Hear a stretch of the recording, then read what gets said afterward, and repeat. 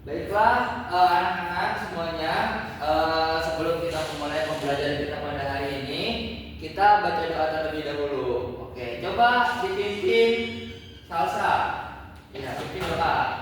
Ya, sebelum kita memulai pembelajaran, coba kita baca doa sebelum belajar. Berdoa dengan doa selesai. Alhamdulillahirobbilalamin. Ada yang nggak masuk hari ini? Kok hari ini? Ada Siapa aja? Jaki kemana? Males. Iya. Tuhan kemana? Pulang kampung. Iya, kan belum ujian. Depi kemana? Acara keluarga dia. Acara keluarga juga. Wih, lomba apa tuh? Tidak. Oke, kita doakanlah semoga yang punya urusan dilancarkan. Amin. Yang punya lomba, yang lagi ikut lomba semoga menang. Amin. Ya Rabbal Alamin. Nah, jadi gini ya anak-anak semuanya. Minggu lalu kita udah belajar tentang apa? Tentang suhu dan kalor. Nah, betul, suhu dan kalor. Nah, sekarang Bapak ingin melanjutkan. Nah, melanjutkan materi selanjutnya yaitu tentang pemanfaatan sifat zat suhu, suhu, kalor dan interaksi makhluk hidup dalam inovasi green energy.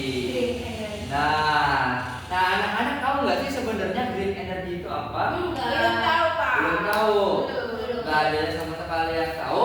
Enggak. Nah, kalau green itu artinya apa? Hijau. Energi itu apa? Energi. Nah, kalau energi hijau, Energinya warna hijau. nah energinya warna hijau. Ada lagi kira-kira? Enggak. Nah, green energy ini adalah sebutan bagi energi bersih gitu. Jadi energi yang tidak mengandung reduksi gitu. Ya, maaf, residu. Oh iya, maaf kadang suka tipe gitu bapaknya ya. Maaf ya. Ya. Iya, seperti itu. Oke. Next. Nah, ini Bapak. Nah, di sini ada tujuan pembelajarannya. Siapa yang membaca tujuan pembelajaran? Oke, boleh Jaki. Yang pertama itu ada peserta didik mampu mengukur besaran suhu dan kalor serta pengaruhnya pada perubahan fisika dan kimia. Yang kedua itu peserta didik mampu mengenali sifat dan karakteristik zat dan perbedaan perubahan fisika dan kimia. Yang ketiga itu memahami jenis-jenis konservasi dalam upaya menjaga keanekaragaman hayati dalam ekosistem. Oke, tepuk tangan buat Jaki. Terima kasih banyak Jaki. Nah, selanjutnya yaitu, Bapak ingin menyampaikan bahwasanya krisis energi ini perlahan menghantui gitu tuh. Di sini, ya benar, seram di sini. Bapak cari-cari sebelum Bapak kesini tuh, Bapak cari-cari dulu tuh ada berita-berita gitu. Nah, salah satunya ada banyak beberapa berita di sini. Ada penyebab dan dampak dari krisis energi terhadap perekonomian dunia. Terus yang tengah tuh apa bacanya coba di sini? Krisis energi menghantui dunia. Para pengamat melihat saat ini tidak mudah mencari jalan keluar krisis energi. Yang kita sama komprehensif jalan keluar tercepat adalah segera mengucurkan kembali suplai energi ke negara-negara industri maju. Tuh, bener lagi. Terus selanjutnya apa lagi coba Salsa? Benarkah RI menjelang krisis energi?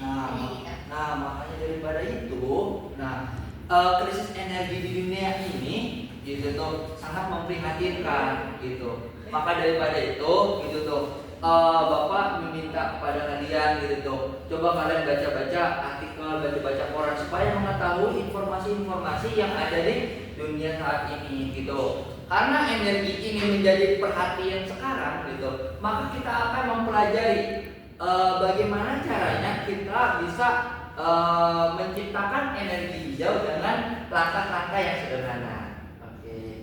Nah, next. Sebelumnya kita harus mengetahui dulu nih energi untuk kehidupan. Oke. Ada yang mau baca? Ya, silakan Denia. Yang pertama itu energi adalah satuan kapasitas untuk melakukan pekerjaan atau usaha. Yang kedua, manusia menggunakan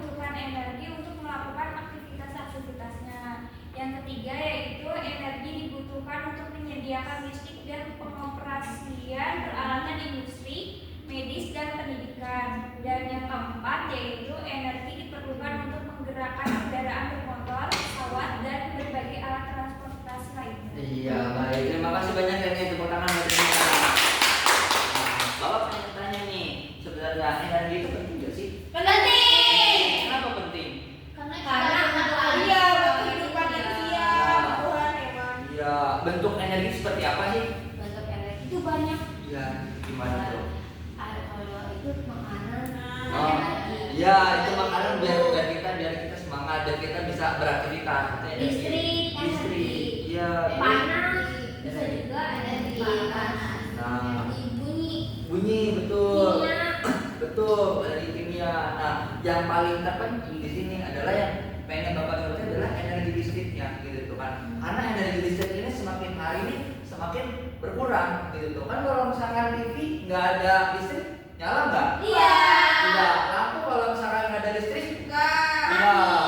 Terus kalau misalkan kalian nih mau minum yang dingin-dingin gitu tuh kan, minum air dingin gitu. Itu kalau misalkan nggak ada listrik, bisa minum air dingin nggak? Enggak. Nah, maka daripada itu energi ini sangat penting gitu, terutama energi listrik. Nah, next. Nah, di sini Bapak akan mengkaitkan di sini kaitan SDGs, ya kan? Ada yang tahu SDGs itu apa? Enggak. SDGs itu singkatan dari Sustainable Development Goals atau tujuan pembangunan berkelanjutan. Nah, di sini SDGs itu sebenarnya ada banyak, ada 17. Wow. Ya, kalau nggak salah 17. Nah, di sini ada SDGs nomor 7 gitu tuh. Yang bisa dibaca bahasa Inggrisnya apa? Affordable and clean energy. Oke, affordable and clean energy. Artinya apa? Energi bersih dan terjangkau. Pinter-pinter ini dari bapak-bapak ya.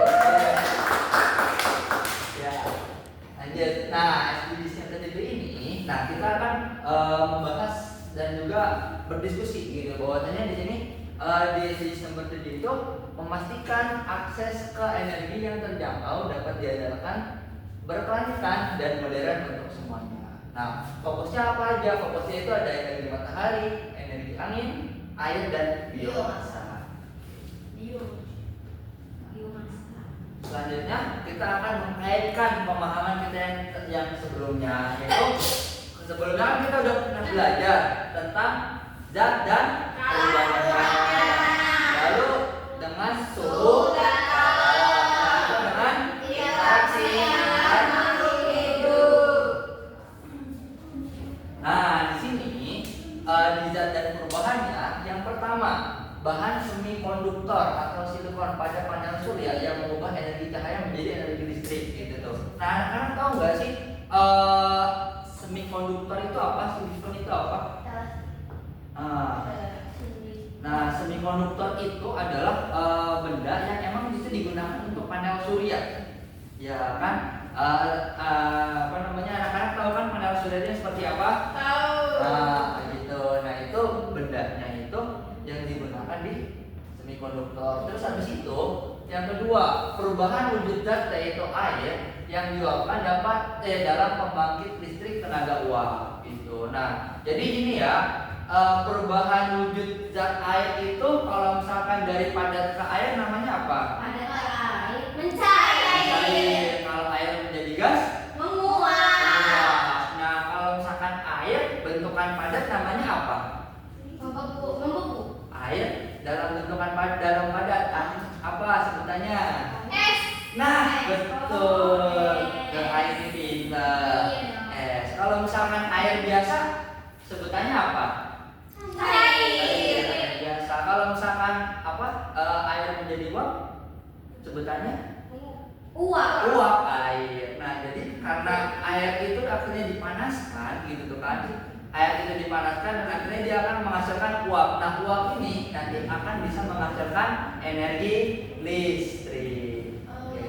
Nah, yang selanjutnya, penerapan perubahan zat untuk menghasilkan energi bersih seperti biogas, panel surya atau elektrisasi untuk menghasilkan bahan bakar. Jadi itulah zat dan perubahannya. Selanjutnya yaitu ada di suhu dan kalor. Nah, yang pertama apa coba dibaca? Matahari sebagai sumber energi terbesar untuk membangkit listrik tenaga surya. Betul, energi matahari itu yang kita kalau misalkan siang panas-panas ya. Nah, siang panas banget kan. Nah, itu kalau misalkan siang kita pasang panel surya, itu kita bisa menghasilkan energi listrik. Gitu. Nah, terus yang kedua, isolasi panas pada pembangkit listrik geothermal untuk meminimalkan kehilangan energi. Dan yang ketiga, kita bisa baca. Oke, mungkin semuanya udah pada paham di sini? Sudah. Sudah. Oke, kita next aja ya. konsentrasi makhluk hidup. Nah, di sini ya untuk energi ini gitu kan tadi disinggung ada energi matahari. Nah, tumbuhan ini membutuhkan energi matahari untuk apa? Fotosintesis. Fotosintesis. Nah, lalu hewan dan manusia itu membutuhkan energi untuk apa? Aktivitas. Untuk beraktivitas. Dari mana hewan dan manusia itu mendapatkan energi? Dari makanan gitu. Kalau kita makan kita berenergi nggak? Berenergi. Makanan apa yang paling bagus buat kita? Karbohidrat. Karbohidrat. 4 sehat, 5 miliar. Amin. Semoga kita semua di sini bisa mendapatkan 5 miliar ya.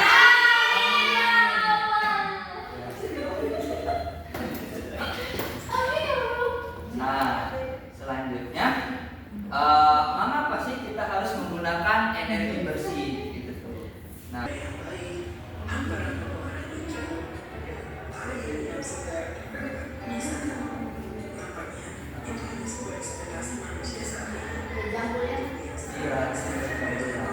nah ini polusi nih tuh, kebakaran, terus buang sampah sembarangan di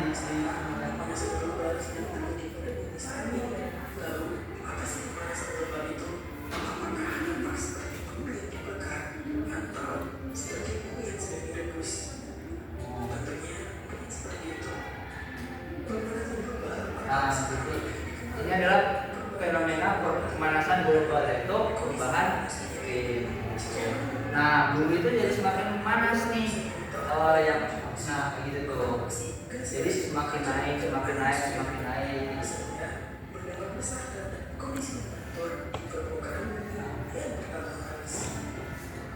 Pemanasan global disebabkan oleh jumlah konsumsi bahan bakar kendaraan, hasil pembakaran industri, penggunaan CFC seperti AC, kulkas, dan botol aerosol, pembakaran hutan, dan gas metana yang berasal dari kotoran ternak dan mikroba di rawa-rawa. Aktivitas tersebut kemudian menghasilkan konsentrasi gas CO2 di atmosfer dan membentuk efek rumah kaca yang menjadi penyebab pemanasan global di bumi. Iya, tadi itu pemanasan global. Kondisi di mana panas matahari terperangkap oleh atmosfer bumi. Gas CO2 yang terkonsentrasi di atmosfer menahan panas matahari sehingga panas matahari tidak terpantulkan ke atas dan menyebabkan kenaikan suhu di permukaan bumi. Beberapa dampak pemanasan global yang dapat kita rasakan saat ini seperti naiknya permukaan air laut yang disebabkan oleh hujan es di kutub utara. Iya, banyak kotorannya. Cuaca yang tidak teratur dan semakin lama beberapa spesies makhluk. Contohnya, Beruang. Beruang ya. Biasa di tempat tinggalnya kebakar. Iya. Rumahnya dia. Ini pemakaian mana dia? Monyet tadi. jika kendaraan menerapkan 3M atau reduce, Nah, jadi kita menggunakan energi terbarukan, energi bersih gitu. Videonya seru apa enggak? Seru. Nah, tadi dampak dari pemanasan global itu apa? Salah satu contohnya. Tadi itu Naiknya. kutubnya mencair. Kutubnya mencair. Kalau misalnya kutubnya mencair itu bakal seperti apa? Jadi beruangnya Kemudian kehilangan habitat. Terus air lautnya meningkat. Jadinya negara-negara atau wilayah-wilayah itu bisa terendam, gitu tenggelam. Oke. Nah, jadi di sini Bapak akan melanjutkan lagi, yaitu coba di pause dulu. Oke, nah tadi kan kita udah belajar nih, kita udah diskusi ya kan terkait dengan green energy. Nah selanjutnya di sini ada penugasannya melalui LKPD. Nah nanti anak-anak kita kerjanya berkelompok aja ya. Oke, Pak. Oke, nanti kelompok 1 yaitu Nisrina sama Salsa. Nah kelompok 2 itu ada Janvi, Nur Aini dan juga Renia. Oke. Oke. Nah, di LKPD ini gitu. Nanti apa namanya, anak-anak itu isi ya gitu tuh, ada prakarta, ada data penulisnya juga, pokoknya bisa dilihat lah nanti ya, nanti bapak bagikan juga buat hard file-nya. Nah di sini ada daftar isi. Nah nanti kalau misalkan apa namanya, anak-anak itu bingung, kalian bingung, itu nanti kalian bisa lihat di daftar isi, oke? Nanti itu kita nge-print Pak. Ya nanti bapak kasih itunya. Oh, dikasih sama bapak. Iya. Nah di sini ada capaian dan tujuan pembelajarannya. Jadi capaiannya apa sih? Kenapa sih kita harus kerjain gitu, kerjain LKPD gitu? Jangan. Nah, karena ada capaian pembelajarannya. Nanti kalau misalkan kalian ngerjain nih, yang pertama, peserta didik mampu mengukur besaran suhu yang diakibatkan oleh energi kalor yang diberikan. Tuh. Terus juga nanti kalian bisa mengidentifikasi sifat, zat, dan karakteristik gitu tuh. Pokoknya kalau misalkan kalian ngerjain LKPD-nya, pokoknya nah capaian pembelajaran dan tujuan pembelajaran itu kalian pasti bakal bisa gitu tuh. Oke, siap. Oke. Jenderal. Nah, lanjut. Nah, kita tadi itu kenapa sih kayak bapak itu sedikit memisah-misahkan gitu kan, tapi ada saling keterkaitan. Nah, karena kita menggunakan keterpaduan Weber. Nah, kayak gitu. Weber itu adalah yang berbasis dari tema. Nah, tadi tema kita apa? Green energy. Green energy, betul sekali. Nah, di sini kalian bisa baca ya, di sini ada dasar teorinya seperti apa, gitu kan, konsep suhu dan kalor, gitu kan, seperti apa, terus ada faktor-faktornya juga seperti apa, bisa dibaca sendiri. Iya Pak. Siapa? Nah, selanjutnya ada di karakteristik zat, gitu kan, untuk penguatannya kalian bisa baca lagi sendiri, oke? Oke. Laksanakan. Selanjutnya ada juga dari, nah ini nih, interaksi makhluk hidup. Nah di sini ada gambarnya nih. Yang sebelah kiri itu gambarnya seperti apa? Hijau.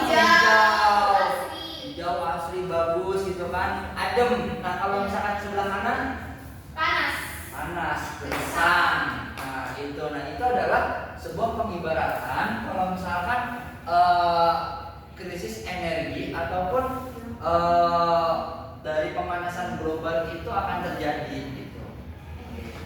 Next.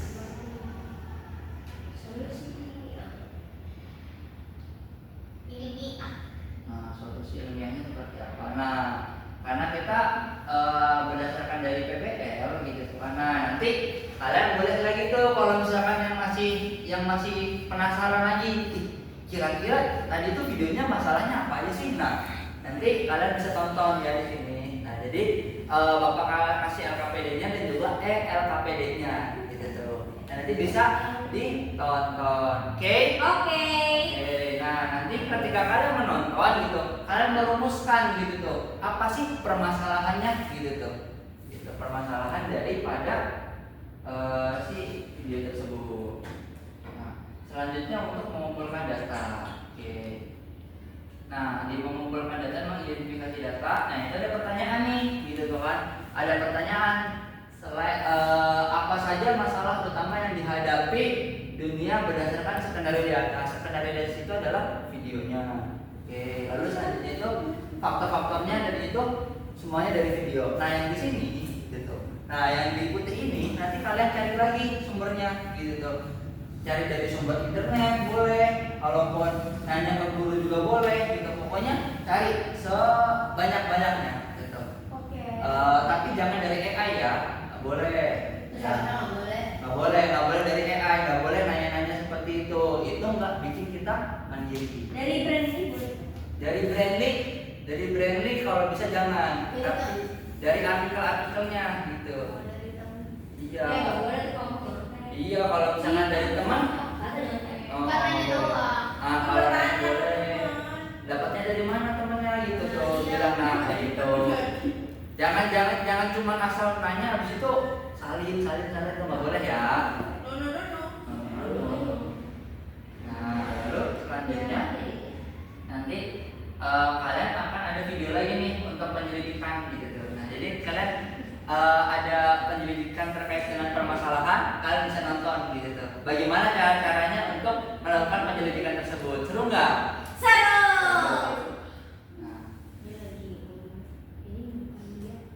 lalu nanti ada fase mengembangkan solusi. Gitu. Nah, solusinya seperti apa gitu menurut kalian? Biar kita itu yang pertama itu meningkatkan penggunaan energi hijau di tingkat global seperti apa kayak gitu. Terus habis itu yang bisa membantu masyarakat biar teredukasi supaya menggunakan energi hijau itu seperti apa, mengembangkan solusinya. Nah, di sini sampai sini ada pertanyaan apa enggak? Cukup. Nah, bentuk solusinya ada yang sudah kepikiran seperti apa? Belum. Ayo kalau misalkan kira-kira biar mengedukasi itu bikin apa? Kalau bikin poster boleh nggak, Pak? Nah, itu boleh bikin poster gitu tuh. Terus apa lagi kira-kira selain bikin poster? Kalau infografis Infografis juga boleh. Oke. Boleh bikin poster, pokoknya boleh bikin infografis ataupun bikin brosur gitu tuh kan. Itu Kalau sama. video Video juga boleh tuh. Wah, kalau misalkan bikin video itu lebih keren lagi gitu tuh kan. Nah, jadi gitu ya.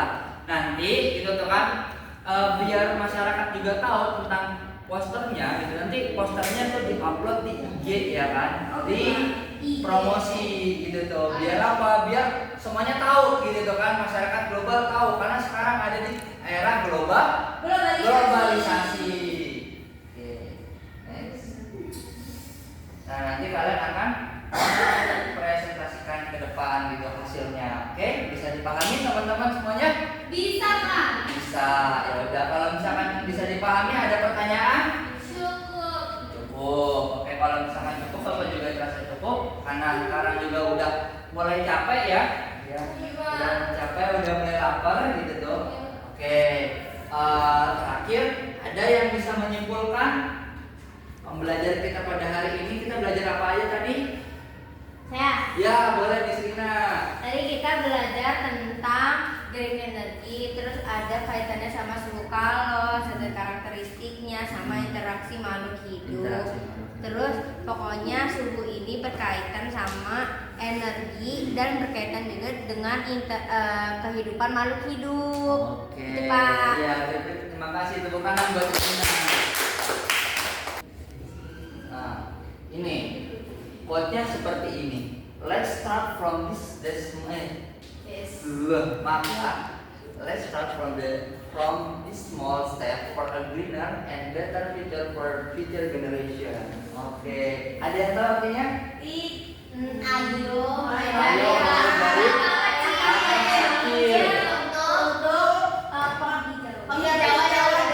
untuk masa depan. masa depan yang lebih baik. Nah, terima kasih banyak semuanya atas perhatiannya. Mohon maaf apabila Bapak ada salah kata ataupun salah perbuatan gitu kan. Coba untuk yang terakhir dipimpin doa pulangnya. Ya, sebelum kita pulang, mari kita baca doa terlebih dahulu. Berdoa dimulai. Berdoa selesai. Amin, ya Rabbal alamin. Semoga hati-hati ya pulangnya ya. Ya. Jangan lupa tidur, jangan lupa istirahat, dan jangan lupa mengerjakan tugasnya. Iya. Oke. Ya, terakhir dari Bapak, billahi taufiq wal hidayah, wassalamualaikum warahmatullahi wabarakatuh.